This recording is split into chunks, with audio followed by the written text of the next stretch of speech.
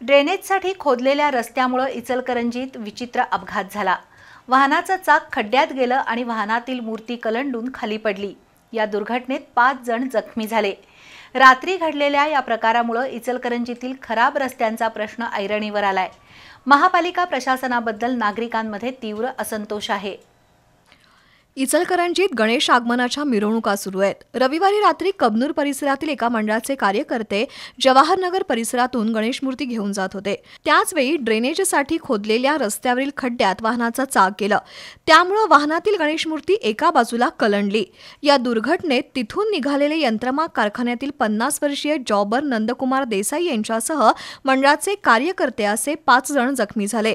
जखमींना ताबडतोब आयजीएम रुग्णालयात दाखल करण्यात आलं।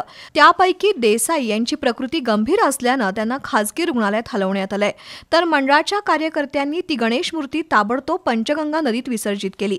दरम्यान या घटनेमुळे इचलकरंजीतील खराब रस्त्यांचा प्रश्न ऐरणीवर आलाय। गणेश उत्सवापूर्वी शहरातील खराब रस्त्यांचं किमान पॅचवर्क करावं अशी मागणी होतीये। इचलकरंजी महापालिकेच्या गलथान कारभाराबद्दल नागरिकांमध्ये तीव्र नाराजी आहे।